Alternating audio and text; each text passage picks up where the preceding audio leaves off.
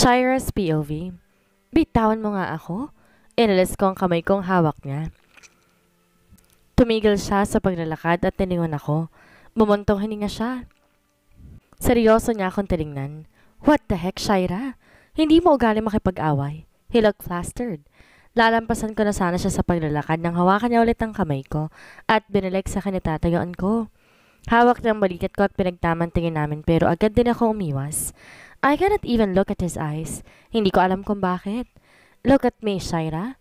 Hindi ako nakinig. Nasa paanan ko ang tingin ko. Hindi mo dapat ako pinigilan, sir. Wala kang pakialam kung paano ako magtimpe sa babaeng yon. Kumulo ang dibdib ko. Sa tagal ko nagtitimpe, hinahayaan ko siyang husgahan ako. Tawagin akong retokada, mukhang pera, at kahit ano pa hinahayaan ko lang. Pero sobra na rin minsan. I know, pero hindi ka dapat makipag-away, Shira. So sila pwede. Agad kong sagot. Binitawan niya ako taglakad papunta sa likod ko. Kumunot ang noo ko na maramdaman ko ang kamay niya sa bewang ko. Anong ginagawa mo? Sobrang lakas ang kabog ng dibdib ko nang amoyin niya ang buhok ko. Niyakap niya ako patalikod. Kahit amoy isda ka, shit, mahal pa rin kita. Uminit ang pisngi ko. Lumayo ko at mas lalong di makatingin sa kanya. Inamoy ko yung sarili ko. Amoy isda nga talaga ako. Pero nung sinabi niya mahal niya ako, tama bang pandinig ko? Masyadong mahina para maintindihan ko.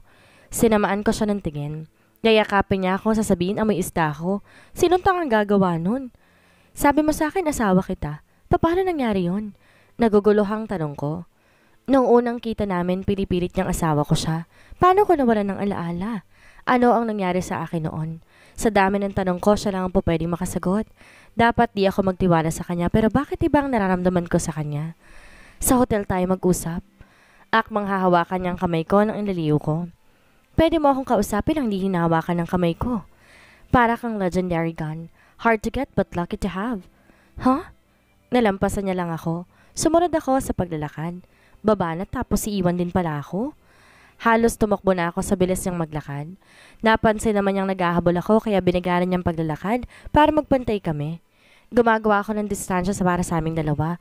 Baka sabihin pa may isda na naman ako. Tumigil kami sa isang puting sasakyan sa harap namin. Kumunot ang noo ko nang pagbuksan niya ng pinto ng sasakyan. Anong gagawin ko? Ibibenta mong sasakyan. Ha? Shit baby, malamang sasakay ka. Mabilis akong sumakay na sasakyan. Mukha nagiinit na rin ang ulo ko sa mga tanong ko. Pero in fairness, ang gwapo niya kapag galit. Para niya kaya ako niligawan bago kami kinasal. Sinundan ko siya ng tingin hanggang sa makapasok na rin siya. Nag-seatbelt na lang ako. Binuhay niyang makina at saka pinatakbo ang sasakyan. Di naman kami ganon kabilis ang pagtakbo. Wala din naman traffic dito sa Palawan. Walang nagsasalita sa aming dalawa hanggang sa tumigil ang sasakyan. Tumingala ako tiningnan ang hotel kung saan ang tinutukoy niya. Halos mapanganga ako sa sobrang laki. Kaninong hotel to? Lingon ko siya. Kay Dad. Simple niyang sagot. Napatakip ako ng bibig. Hindi pa rin makapaniwala sa nakikita. Kasi kahit nandito ako sa Palawan, di pa rin ako nakakapasyal dahil di pumapayag si Lola. Baka kasi kahit saan lang ako abutin ang pananakit ng ulo. Inalas niya ang seatbelt ko paglabas niya na sasakyan, lumibat sa ulit at pinagbuksan ako. Mas lalo ako namangha na makita ko ng malapitan. Ang yaman naman nila. Magkano inabot ng pagpapagawa niyan? Tinuro ko ang hotel. Sobrang taas, ilang floor kaya? Billion? I don't know. Stop asking too much, Saira. Inaya niya na akong pumasok sa hotel. Let's go. Mahigpit ang pagkakahawak niya sa kamay ko. Pumasok kami ng elevator. Agad kong iniles ang kamay kong hawak niya. Sinundan siya ng tingin. Sa 23rd floor kami pumunta. Pagbukas ng elevator, nauna siyang lumabas kaya't sumunod ako. Binuksan niya ang kondo gamit ang card niya. Pinauna niya akong pumasok at sunod naman siya. Nilibot ko ng tingin sa loob ng kondo. Naglakad ako papalapit sa wall ko sa nakasabit ang malaking picture frame. Hinaplos ko ang picture, sabay ng pagturo ng luha ko. I am not expecting ganito pala ako kaganda. Simpleng puting dress lang naman ang suot ko, pero bagay na bagay sa akin. Nilipat ko ang tingin kay Errol. Nakakunot ang noon niya habang nakahawak sa bewang ko. Pinilit lang ba siya ikasal? Napa akong tingin ko sa baba ng picture frame kung saan nakalagay ang date. May 9, 2005. Date ng kasal natin. Hindi tayo nagkaroon ng anak? Umiling siya bilang sagot. 7 taon na tayong kasal. Bakit di tayo nagkaroon ng anak? Paano mo nalamang 7 taon na tayo? Naalala mo na? Hindi ko alam kung tama nakikita ko sa mata niya pero buhay na buhay ang kislap ng mga mata niya. Umiling ako. Dismaya siyang bumuntong hininga. Umatras siya at tumalikod sa akin. Kinuha ang basong nilagay niya sa gilid at uminom ulit. Sabi ni Lola, 3 taon na ako sa kanila at 4 na taon naman tayo. Nag-plus lang ako. Kita ko sa mata niya ang pagkadismaya. Hapon pa lamang, pero ang dilim na ng buong kalangitan. Ilang oras na lang bubuhos na rin ng malakas na ulan. Niligpit ko na ang mga sinampay. Kailangan ko ipasok kahit basa pa lamang. Talia, pakibigyan itong pagkain kay Joros. Napagod ang batang yon kakasibat ng kahoy. Nilapag ni Lola ang salamesa ang 2 container na may lamang pagkain. Opo, isasabit ko lang po mga damit. Binilisan ko ang pagkasabit ng mga damit para hindi ko abutan ng ulan kapag pumunta ako sa bahay nila Joros. Nilagay ko sa paper bag ang 2 container. Nagpaalam akong lumabas kay Lola. Paglabas ko ng bahay, tumingala ako sa kalangitan. Sana lang hindi ako abuti ng ulan. Bulong ko. Nagpatuloy ako sa paglalakad. Di naman ganon kalayuan ang bahay nila Joros. 20 minutes lang sigurong layo kapag nilakad mo lang. Tumigil ako nung nasa tapat na ako ng bahay nila. Sinilip ko muna kung nasa bakuran ba siya pero wala. Kumatok ako ng pintuan pero walang nagbubukas kaya napagpasyan kong buksan na lang ang pinto. Daan-daan kong pinasok ang paa ko. Nilibot ko ang tingin sa loob ng bahay. Hindi lang talaga si Joros ang nakatira dito. Kasama rin ang mga kapatid niya. Wala na silang mga magulang, bata pa lamang nung namatay ang tatay at nanay nila. Pumasok ako ng maliit na kusina. Nilapag ang 2 paper bag sa lamesa. Ilang beses na rin naman ako nakapunta dito sa bahay nila. Naramdaman kong may tao sa likod ko kaya't nalingon ko siya. Bakit di pa rin nagigilo masugat sa labi mo? Lumapit ako at sinusuri ang sugat niya sa labi. Nakatingin lang siya sa ginagawa ko. Anong ginagawa mo dito? Agad siyang umiwas ang tingin. Umatras ako kasabay ng pagngiti nito. Tinuro ko ang 2 pagkain para sa kanya. Pinabibigay sa akin ni Lola para sa'yo. Nilampasan niya ako taglakad sa paper bag na dala ko. Nilabas niya ang container. Bumubuhos ng ulan, Talia. Wala akong payong ipapahiram sa'yo dahil dinala ng kapatid ko. Naglakad ako papalapit sa bintana. Napabuntong hininga na makita kong bumuhos na nga talagang ulan. Dito ka na muna hanggang sa tumila ng ulan. Magkakasakit ka kapag naulanan ka. Tumango ako at umupo sa sofa. Hihintayin ko na lang tumilang ulan. Pinaglalaroan ko lang ang kuko ko dahil wala naman akong magawa. Nakaramdam na ako ng panlalamig. Sumilip ulit ako sa bintana. Mas lalo pang lumakas ang ulan. Sinasabayan pa ng kulog at kidlat. Yan lang ang meron kami dito sa bahay, Talia. Gamitin mo na at baka lamigin ka pa. Binigay niya sa akin na makapal na kumot pero malambot. Kinuha ko yon at nagpasalamat. Umupo siya sa tabi ko. Umurong ako para mabigyan siya ng malaking space. Pinalibot ko sa buong katawan ko ang kumot. Di ko maiwasan mapatingin sa labi niya. Ano ba talagang nangyari, Joros? Ang lala ng sugat sa labi mo. Hahawakan ko na sana pero iniwas niya. Nag-aalala lang ako. Nakakatakot din dahil baka magkaroon niya ng epekto sa labi niya. Bumuntong hininga siya at tinitingnan ako. May gago kasing bigla na lang nanununtok. Wala akong ginawa sa'yo nung gabing nalasing ka, Talia. Pinutol niya ang sasabihin. Kumunot ang noo ko. Maghihintay pa sana ako na sasabihin niya pero hindi niya itinuloy. Tumayo siya at naglakad papunta ng kusina. 5 minuto na lang paghihintay ko. Bumalik na rin siya at may dalang 2 kape. Inabot niya sa akin ang isa. Kinuha ko yon at uminom. Di talaga ako mahilig magkape pero malamig ang panahon. Umupo ulit siya sa tabi ko. Talia, paano kung bumalik ang alaala mo? Iiwan mo ba kami dito? Seryoso niyang tanong. Ibinaba ako ang kape. Napaisip akong bigla. Hindi ko kayo iiwan. Kung pwede nga lang itali ko kayo sa poder ko, gagawin ko eh. Pagbibiro ko pa. Para na ring pamilya ang turing ko kay Joros sa tagal namin magkasama. Kung darating naman talaga sa puntong bumalik ang alaala ko, wala sa plano kong iwan ng mga taong nagmamahal sa akin habang wala akong alaala. May parte pa rin talaga sa akin na gusto kong malaman kung sino mga magulang ko o kung anong buhay ko noon. Ang hirap-hirap itanong sa mga taong di mo naman lubusan kilala. Kagaya na lang ni Errol. Ba't ko naman naisip ang lalaking yon? Isang linggo na rin nung huli kaming nagkita, nung dalhin niya ako sa hotel. Talia! Binagayway ni Joros ang kamay malapit sa mukha ko. Napakurap ako. Di ko na malayo na katulala na naman ako. Okay ka lang? Nag-aalala niyang tanong. Tumango ako pero sa loob-loob ko hindi talaga. Ilang araw din kasi ang lumilipas na may napapanaginipan na ako. Masyadong malabong panaginip. Di ko alam pero pakiramdam ko totoong nangyari sa akin. Sobrang lakas ng kabog ng dibdib ko. Joros, pwede bang mangyari ang mga nasa panaginip? Tanong ko. Nag-isip muna siya sandali bago ko sinagot. Depende rin kung malakas talagang koneksyon mo sa panaginip. Isang katahimikan ang namagitan sa aming dalawa. Masyadong malalim para maintindihan ko ang ibig niyang sabihin. Nagkatitigan kaming dalawa. Kumalabog ang dibdib ko nang unti-unti niyang ilapit ang sarili. Hindi ako makagalaw sa kinaupuan ko. Ilang pulgada na lang maglalapit na ang labi namin dalawa. Pinikit niya ang dalawang mata. Magsasalita sana ako pero biglang may sumipa ng pintuan. Pareho kaming napatayo sa sobrang gulat. Nanlaki ang mata ko nang pumasok si Errol at galit na lumapit sa amin. Anong ginagawa mo? Pinutol niya ang sasabihin ni Joros. Shut up, Joros. She's mine. Hinawakan niyang wrist ko kaya nabitawan ko ang kumot. Halos kalad ka rin niya kapalabas ng bahay. Sir, nasasaktan siya. Sigaw ni Joros.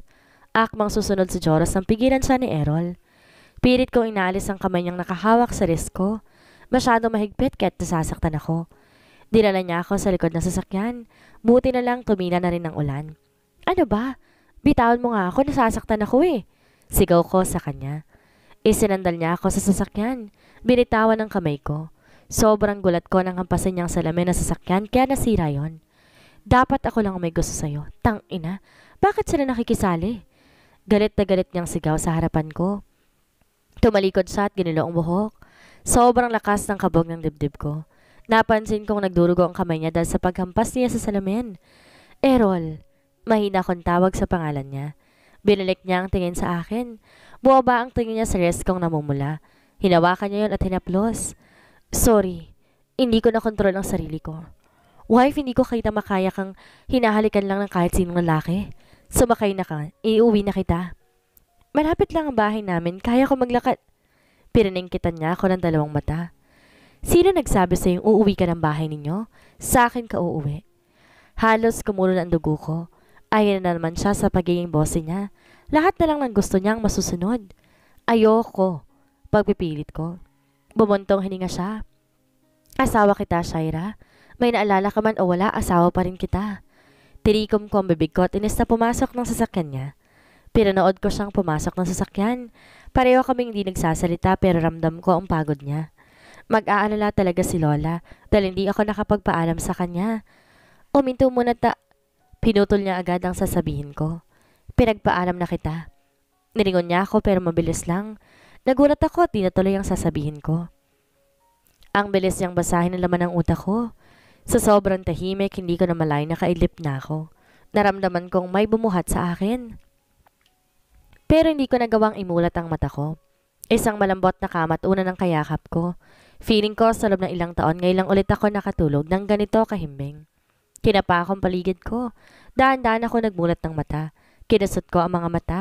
Nagtataka dahil hindi pamilyar sa akin ang buong kwarto. Bumangon ako at inilis ang kumot na nakabalot sa katawan ko. Sinuot ko lang ang tsinelas ko. Lumabas ako ng kwarto at nilibot ang tingin sa living room hanggang tumama ang tingin ko sa taong natutulog sa sofa. Naglakad ako papalapit sa kanya. Lumuhod at tinignan mabuti ang kabuuan ng mukha niya. Ngayon ko lang napapansin, ang haba pala ng pilik mata niya. Itim na itim ang makapal niyang kilay. Hindi ko mapigilang mapangiti. Ang gwapo niya kahit ubod sama ng ugali. Di ko na mapigilan ang sarili kong haplusin ang pisngi niya. Natatakot din ako na baka magising siya. Kung sana lang naging mabuti kang asawa, hindi tayo aabot sa puntong kailangan ko itagong lahat. Kokonti pa lang naaalala ko pero hindi ko muna yung sasabihin sa kanya. Gusto ko kapag nalaman nila, tuloy nang bumalik ang alaala ko, hindi yung putol-putol pa. Binitawan ko siya, kaya bigla na lang siyang gumalaw. Agad ako napatay at nagmulat siya ng mata. Do you need anything? Bumangon siya at kinukusot pa ang dalawang mata. Kalahating gabi pa lamang. Umiling ako. Sana lang wala siyang narinig sa sinabi ko. Inawakan niya ang kamay ko at pinaupo ako sa kandungan niya. Uminit ang pisngi ko nang amoy niyang leeg ko. Errol, sabay ko sa kanya. Nakikiliti ako. Naglakbay ang dalawang palad niya sa bewang ko. Halos di na ako makagalaw sa ginagawa niya. Pinatong niyang baba sa balikat ko. I miss this moment, Shaira. Hinalikan niya ang pisngi ko. Kinagat ko ang ibabang labit pinaglaruan ang kuko ko. Pamilyar na pamilyar sa akin ang gantong pakiramdam. Para bang hinahanap ko buong araw at si Errol ang kanyang magpaparamdam sa akin. Shit, baby. Para na akong pinatay sa loob ng 3 taon. Hindi ko kayang mawala ka ulit sa akin. Inipit niyang hibla ng buhok sa tenga ko. Hanggang balikat ko lang naman ang buhok ko. Hinaplos niya ang pisngi ko at dahan-dahan niyang pinaglapit ang labi naming dalawa. Pumikit ako at tiramdam ang mainit niyang labing dumadapos sa labi ko. Tumugon ako sa bawat halika namin. Sinabit ko ang 2 kamay sa balikat niya. Habol-habol kong hininga ng tuluyang magbitaw ang mga labi namin. Taste like strawberry. Gamit ang singlaki ng kamay niya, pinunasan niyang gilid ng labi ko. Ang bilis-bilis ng tibok ng puso ko. Nararamdaman ko rin naman ang sinasabi nilang butterflies in my stomach. Let's sleep. Humikab ako. Tumango siya. Tatayo na sana ako nang pigilan niya ako. Dito na tayo matulog. Kumunot ang noo ko. Malaki naman ang sopa. Sakto sa 2 tao pero baka mahulog kaming 2 kapag naglikot akong matulog. Baka mahulog tayo. Kinakabahan kong sabi. Hindi tayo mahuhulog dahil matagal na ako nahulog sa'yo, Shaira. He smirked. Buisit, bumanat pa. Umalis ako sa pagkakaapo sa kandungan niya at lumipat umupo sa sofa. Nauna siyang humiga. Tinatapik ang malambot na sofa para doon ako matulog. Nilagyan niya ng unan. Daan-daan akong humiga. Ang lakas-lakas ng kabog ng dibdib ko. Pinulupot niya ang kumot sa buong katawan ko at niyakap ako patalikod. Ramdam na ramdam ko ang hininga niyang tumatama sa pisngi ko. Maghihintay ako kahit gaano pa katagal, Shaira, hanggang tuluyang bumalik ang alaala mo. Huling sinabi niya bago ko marinig ang paghihilik niya. Pinikit ko ang mata at tiniya ang tuluyang sakupin ng antok. Pagising ko, maaga kong umalis ng kondo niya. Pinagluto ko lang siya ng umagahan nang di pa rin siya nagigising. Umalis na rin kaagad ako. Di man lang nagtanong sa akin si Lola kung saan ako nagpunta. Nagpaalam nga talaga sa kanya si Errol. Naligo lang ako at nagpalit ng damit. Nag-iwan ako ng pera para may mabili ng pagkain si Lola kung gugustuhin man nila. Lolo, aalis na ako. Paalam ko kay Lolo. Ingat ka, anak. Sigaw ni Lolo sa loob ng kwarto. Lumabas na ako ng bahay. Hapon na rin naman. Dapat talaga maaga akong pupunta ng palengke. Pero marami pa akong ginawang trabaho sa bahay. Pagdating ng palengke, inayos ko ng pwesto ko. Sakto naman dumating ang kapatid ni Joros. Asan si Joros? Bakit ikaw nagdadala ng paninda ko ngayon, James? Tanong ko sa kapatid ni Joros. Sumama si kuya sa pangingisda. Bakit mo natanong? Mapang-asar niya akong tinignan pero natawa lang ako. Sira ka talaga. May pagkabulero rin ng kapatid ni Joros. Hinayaan ko lang siyang asarin ako. Napapansin kong di na makatingin sa akin ng 2. Anong problema nila? Pag nahuhuli kong titigan nilang 2, agad umiiwas. Nakakain ba ang 2 yan ng bawang? Kurot noong tanong ni Irene. Nagkibit balikat ako. Mas mabuting ganito dahil walang away na nagaganap. Takip silim na nang maubos ang lahat ng paninda ko. Mag-tricycle na lang ako pa uwi para mas mabilis. Sabay na tayo, Irene. Sabi ko kay Irene. Oo, teka lang. Mabilis niyang pinasok ang pera sa loob ng slim bag niya. Lumapit sa akin at sinabit ang kamay niya sa braso ko. Dumaan sa harap namin 2 pero hindi kami pinansin. Nilampasan lang kami at umastang parang di kami kilala. May nangyari ba sa 2 nang wala ako? Tumigil siya sa paglalakad at hinarap ako. Wala. Agad na sagot ko. Di rin naman ako sanay kung ba't ganito ang trato ng 2 sa amin. Lalo na kay Jolina. Umakay na lang kaming 2 ni Irene ng tricycle. Nauna akong bumaba. Ingat ka. Nagpaalam na akong papasok na ng bahay. Tulog na nang maabutan ko si Lolo at Lola. Ramdam ko ang pagod ko kaya hindi ko nagawang maligo. Kahit amoy isda na ako. Hapon na magising ako at sakto naman. Malaki ang kita ko kahapon kaya binigay kong pera kay Lola para siya na lang magbayad ng kuryente. May natira ba sa'yo, anak? Opo, Lola. Kunin niyo na lahat ng matitira dyan. Pahinga ka muna ngayon, huwag ka muna magtinda. Hinaplos niya ang pisngi ko. Inawakan kong kamay ni Lola at hinagod. Para sa inyo, Lola, hindi ako mapapagod. Ngumiti ako. Natawa si Lola at ginulo ang buhok ko. O siya, aalis na ako. Ingat ka dito sa bahay. Tumango ako. Sinundan ko si Lola hanggang sa tuloy na siya makalabas ng bahay. Kumaway pa ako. Sunod akong lumabas at sinarado ang bahay. May susi din si Lolo at Lola para makapasok. Halos tumakbo na nga ako papuntang dalampasigan. Inalis ko ang tsinelas ko. Ang lamig sa paa ng buhangin. Pagkatapos kong maglaro, sumakay na rin ako ng tricycle. Nagtataka kasi ako kung ba't hanggang ngayon di pa rin nagpaparamdam si Errol. Di ako sanay na hindi ko maramdaman ang presensya niya sa paligid ko. Salamat kuya. Nagbayad na ako. Tumingala ako para tignan ang labas ng kondo ni Errol. Napahawak ako sa ulo ko nang bigla na lang umatake ang sakit ng ulo ko. Parang umiikot na ang mundo ko sa sobrang sakit. Ibang klaseng sakit, ngayon ko lang nararanasan. Ma'am, okay ka lang? Lumapit sa akin ang guard para tulungan ako. Di ko nakayanan ng sakit. Kusa na lang akong nakaupo habang hindi iniinda ang sakit ng ulo ko. Ang sakit-sakit. Lumalakas sa pagkakahawak ko sa palad ko. Halos masugatan ko ng sarili. Tumulong luha ko na nakikita ko kung paano ko saktan ni Errol, sigawan, at kung paano pagsabihan ng kung ano-ano. Malandi ka? Palagi ka na lang nagpapagalaw sa mga lalaki mo. Mamatay ka na lang. Nanghina ang buo kong katawan. Tinulungan akong itayo ng guard. Ma'am, dadalhin ka namin sa ospital. Takot na takot tumingin sa akin ng guard. Umiling ako at tinilis ang pagkakahawak na sa akin. Patuloy ang pagbuhos ng luha ko. Nawala ang sakit ng ulo ko pero hindi ko inaasahan ang alaalang babalik sa akin. Sinaktan niya ako. Paano niya nagawa sa akin yon? Shaira? Boses ni Errol. Tumakbo siya papalapit sa akin. Akmang hahawakan niya ako na umatras ako. Paano mo ako nagawang saktan? Nagulat siya sa naging tanong ko. What do you mean?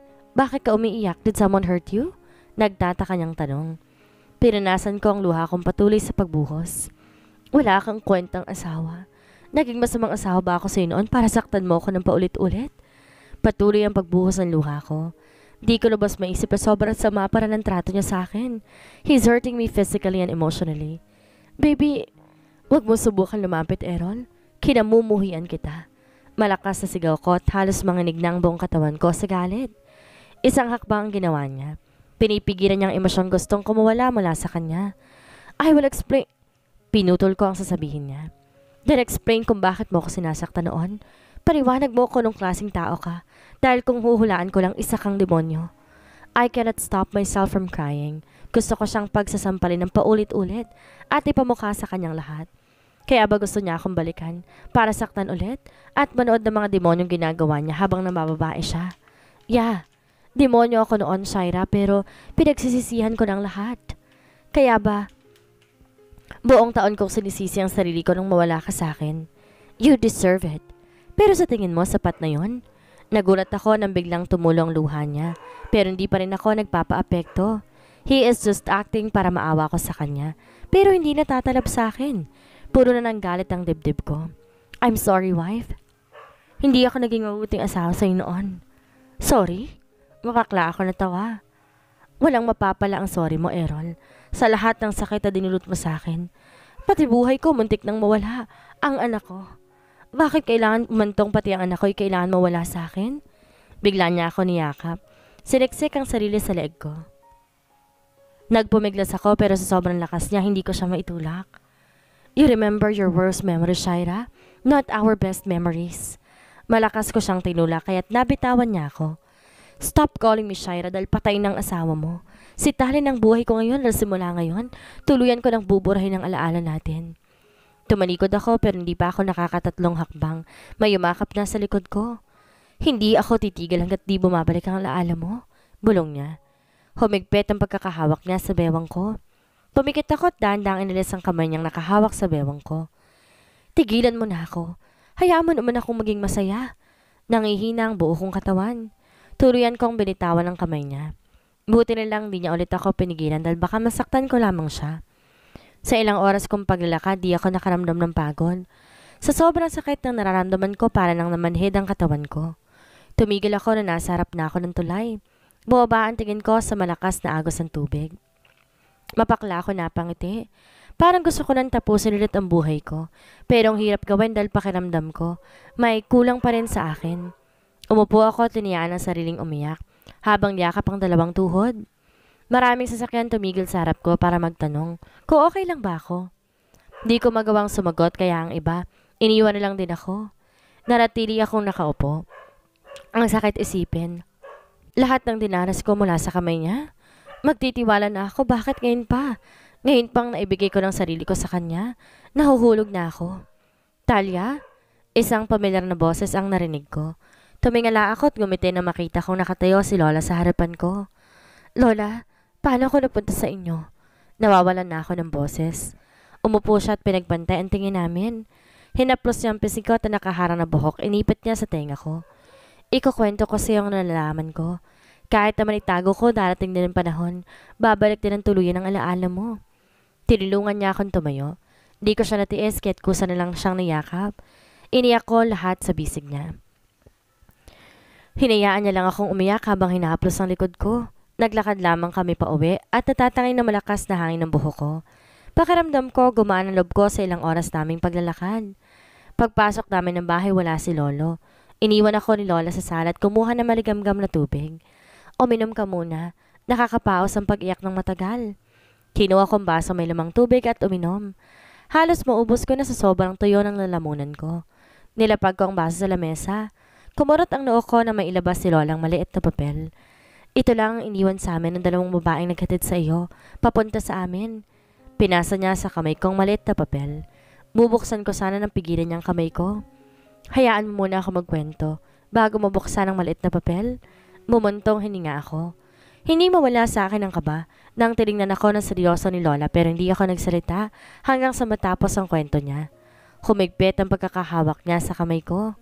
3 taon na nakakalipas sa merong bumisitang 2 babae. Napakaganda nilang mga bata. Noong una nagtataka ako kung bakit sila dumayo sa lugar natin Mukha namang di sila sanay sa ganitong klaseng lugar. Hanggang sa lumapit sa akin ng batang maikli ang buhok. Tinanong niya ako kung gusto ko bang magkaroon ng anak. Dahil wala akong anak, tumango ako dahil gusto ko nga talagang magkaroon. 2 linggo silang di nagpapakita sa amin ng lolo mo. Hanggang sa dumalo naman ng babaeng mahabang buhok at mukhang doktor. Dahil maraming alam sa mga sakit at magaling din gumamot ng may sugat. Tinanong niya ako kung marunong ba talaga akong mag-alaga. Tumango ulit ako hanggang sa lumipas ang 2 buwan. Nagpakita ang 2, ngunit kasama ka na. Inaplos niya ang palad ko. Wala kang malay nun kaya dinala kita sa bahay. Halos ang putla ng buong katawan mo at mapagkakamalang patay ka na. Pero sabi ng mahabang buhok, meron ka lang daw na inom na gamot. Mahigit 1 taon ka nilang binabantay at binibigay ang kailangan ng katawan mo. Maraming gamot ang pinainom nila sa iyo para lang gumising ka. Hanggang sa tuloy na bumabalik ang katawan mo sa dati. Binilin ka nila sa akin na makitang maayos ka na kahit di ka pa nagmumulat ng mata. Binuklat niya ang kamay kong hawak ang papel. Iniwan nila sa akin iyang papel. Kapag meron daw akong kailangan hanapin ko na lang sila sa pangalan niyan. Binuklat ko ang papel. Agad kumunot ang noo ko dahil pamilyar sa akin na nakaukit na pangalan. Sandra Jones ang pagkakabasa ko. Tumingin ako kay Lola. Wala ba silang iniwang iba, Lola? Kahit maliit na parte lang ng pagkatao nila? Ang lakas-lakas ng kabog ng dibdib ko.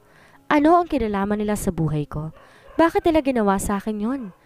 Tanging yan lang iniwan nila sa akin, anak. Patawad dahil mas pinili nilang itago ang totoong pagkatao mo. Numiti ako at pinakitang ayos lang sa akin ang lahat. Pero sa totoong sakit ng ulo ko, kakaisip kung sino na naman sila sa buhay ko. Una si Errol, ang asawa kong demonyo. Pangalawa, sino man ang 2 babaeng nagdala sa akin kay Lola. Iniisip ko pa lang ang susunod para nang mabibiyak ang utak ko. Tulala ako buong araw. Pati pagtitinda ko naapektuhan sa nangyayari sa akin. Walang ibang pumapasok sa isip ko. Talia, nigyog ni Eileen ang balikat ko. Tsaka ako parang napagtantong wala ako sa matinong pag-iisip. Gulong-gulo na ako, Irene. Wala sa sariling nasabi ko. Agad niya ako niyakap at tinaplos ang likod ko. Para ako mababaliw kakaisip ko sino ba talaga ako. Binitawan niya ako at umupo sa tabi ko. Hinaplos niya ang 2 palad ko. Kwento mo lahat sa akin. Baka meron akong maitulong sa'yo. Talia? Huminga ako na malalim. Napagkakatiwalaan naman si Irene. Siya lang kaibigan ko dito at sa Joros. Kung aakuin ko lahat ng pinag-iisip ko, literal na sasakit na naman ang ulo ko. Ayoko na mangyari sa akin na nangyari nung nakarang araw. Nakwento ko sa kanya lahat simula na magpakita sa akin si Errol hanggang sa 2 babaeng kinuwento sa akin ni Lola. Halos hindi pa rin siya makapaniwala sa akin. Kaya ilang oras siyang tahimik at pinapasok pa sa utak. Kahit ako rin naman magiging ganyan din ang reaksyon. Bumalik ka, Talia, kung saan ka nagmula. Wala ka makukuhang sagot dito sa atin. Paano? Pati lugar ko hindi ko matandaan. Mapang-asar niya akong tinignan kaya agad kumunot ang noo ko. Bumalik ka sa asawa mo. Ano? Agad kong sigaw. Tumikim ang bibig ko dahil naagaw ng pansin nila ang pagsigaw ko. Hindi ako babalik sa lalaking yon. Inalis ko ang kamay niyang nakahawak sa palad ko. Talia, siya lang nakakaalam kung sino ka talaga. Malay mo sa kabila ng pananakit niya sa'yo, may malalim palang dahilan yun. Umirap ako. Para niya rin pinapatunayan na mas kinakampi niyang lalaking yon. Ayoko.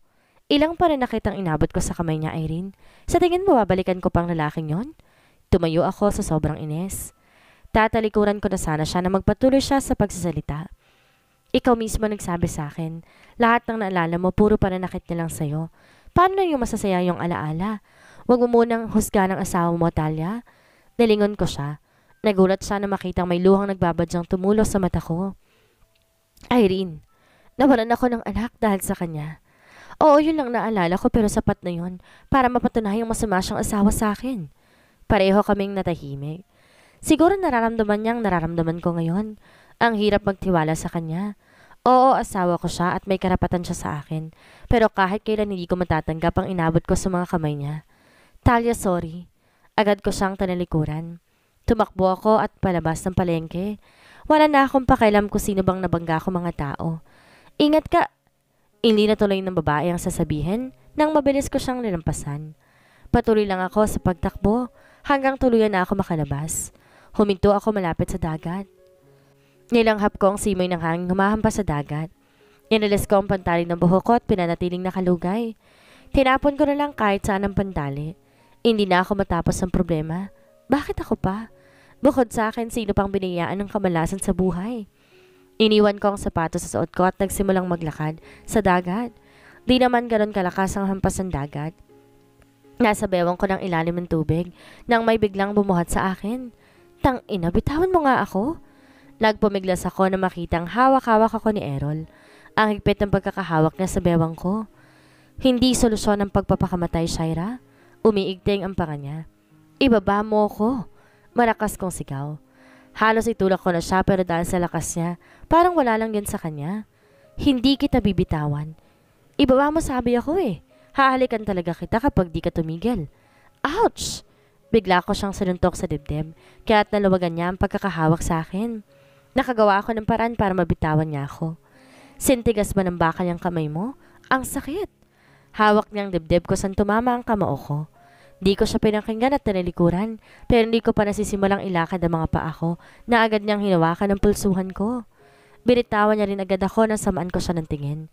Shit, Shaira, don't do it again. Hindi mo alam kung gaano ako nag-alala.